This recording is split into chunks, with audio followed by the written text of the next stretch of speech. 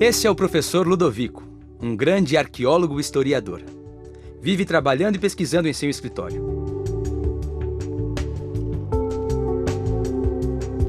Como vocês já devem ter notado, ele não é muito organizado, mas sabe sempre onde encontrar cada coisa que ele precisa. Esse é André, assistente do professor Ludovico.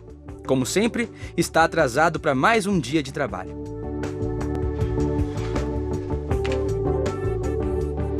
Não acredito, justo agora vai acabar a água. É hoje que o professor me despede. Primeiro perco a hora, e agora? Não posso aparecer todo desarrumado assim. Ainda mais se depois da reunião eu vou encontrar a Rosa. Caramba, é impressionante como a gente só se dá conta da importância da água quando ela falta. Eu fico imaginando como era viver naqueles tempos em que não tinha encanamento, esgoto. Como é que o pessoal se virava para arrumar água? Naqueles tempos, André. Mas até hoje, tem gente que não vive com esse sistema de distribuição de água que você conhece. Aliás, deixa eu te dizer, você está bastante atrasado. Olá, professor. Eu sei que eu estou atrasado, mas eu estava aqui pensando que a água é um bem precioso e, para muitos no planeta, ela é quase inacessível. É isso mesmo. Há milhares de anos que a humanidade tem procurado maneiras de aproveitar a água da melhor maneira possível.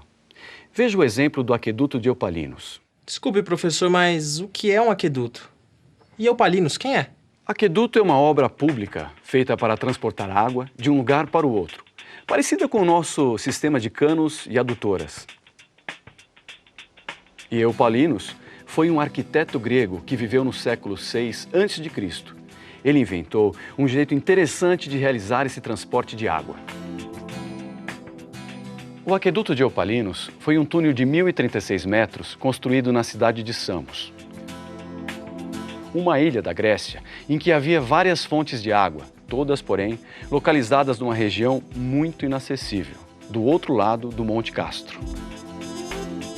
Eupalinos imaginou que seria possível cavar um túnel com cerca de 1 quilômetro de comprimento que passasse por dentro da montanha, permitindo o abastecimento de água mesmo durante guerras, pois os forasteiros teriam muita dificuldade em encontrar o aqueduto. Mas, professor, se ele ia cavar por dentro da montanha, como é que ele ia acertar direitinho as fontes de água do outro lado? Visão de raio-x, por acaso? Foi exatamente essa pergunta que ele se fez.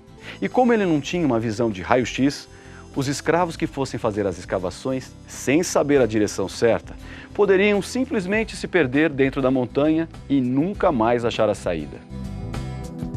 Mas então ele se deu conta que as escavações poderiam ser feitas dos dois lados do monte ao mesmo tempo, ao invés de partir de uma das extremidades para chegar na outra. Como é que os dois grupos de escravos iam acertar o caminho? Se hoje em dia nós temos o teodolito, bússola de agrimensor, trenas a laser, GPS e vários outros tipos de instrumentos para medir ângulos e distâncias e para manter direções, naquela época, Eupalinos dispunha apenas de alguns instrumentos pouco sofisticados, tais como cordas com nós, fios de prumo e um tipo de dióptra rudimentar. Essa dióptra era utilizada na antiguidade para medir ângulos ou direções em planos horizontais ou verticais, bem como para determinar as coordenadas ou posições de estrelas no céu. Professor, que uso será que Eupalinos pode ter feito da dióptra? Provavelmente, ele a utilizou para achar direções no terreno em volta do monte. Isso ajudaria a determinar a direção de escavação dos dois grupos de escravos dentro do túnel. Vamos imaginar um ponto B bem próximo da primeira entrada do túnel. Eupalinos, então, deve ter escolhido um ponto que chamaremos de E, e na parte plana do terreno, em torno do monte, do qual ele avistaria o ponto B. Eupalinos usou a dióptra para conhecer a direção que liga o ponto E ao ponto F, que era uma reta perpendicular à reta EB. Em seguida, com a ajuda da dióptra, ele traçou várias outras direções, ou seja, retas perpendiculares consecutivas FG, GH, HK e KL. Depois disto, Eupalinos determinou, na direção KL, um ponto M do terreno, obtido pela perpendicular DM, ao segmento KL, sendo que D é o ponto da entrada do túnel oposta ao ponto B. Isso tudo ele fez usando a dióptra e medindo as distâncias no terreno que contornava a montanha? Exatamente. Uma vez estabelecidas essas direções perpendiculares, Eupalinos mediu diretamente no chão do terreno que contornava o monte as distâncias BE, EF, FG, GH, HK, KM e MD. Por meio delas, Eupalinos determinou do seguinte modo as medidas das linhas imaginárias perpendiculares DN e BN, que estão dentro do monte. A medida do segmento de reta inacessível, DN, é igual à medida da linha acessível, EF, menos as medidas dos segmentos acessíveis, MK e HG. Já a medida do segmento de reta inacessível, BN, é igual à medida do segmento de reta acessível, FG, mais a medida do segmento de reta acessível, HK, menos a medida do segmento de reta acessível, DM, menos a medida do segmento de reta acessível, EB. Que trabalhão, hein? Mas como ele descobriu a direção em que cada grupo deveria cavar? Pois bem, Eupalinos raciocinou da seguinte maneira. Para ele, as linhas DN e BN eram os catetos de um triângulo retângulo BND, que poderia ser imaginado dentro do monte. Observe que a direção alfa para a escavação do túnel de ambos os lados fica completamente determinada se conseguirmos saber a medida do ângulo inacessível beta do triângulo retângulo imaginário BND. Isso porque o ângulo beta e o ângulo alfa são opostos pelo vértice e, portanto, eles têm a mesma medida. É verdade. Que sacada essa de Eupalinos! Mas como ele mediu esse ângulo beta se ele era inacessível?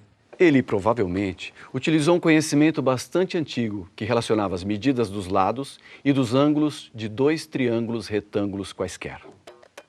Isto é, se dois triângulos retângulos possuem catetos respectivamente proporcionais, os seus respectivos ângulos agudos são iguais. Ah, e com isso Eupalinos conseguiu determinar a direção a ser seguida para cavar o túnel, não é? Sim, exatamente. Como Eupalinos havia determinado, as medidas dos catetos BN e ND do triângulo retângulo que se pode imaginar dentro do monte, ele podia construir sobre as próprias direções DM e EB, já traçadas no chão do terreno, um triângulo retângulo cujos catetos mantivessem a mesma proporção que aquela existente entre os catetos imaginários BN e ND. E daí era só medir diretamente o ângulo alfa no chão do terreno.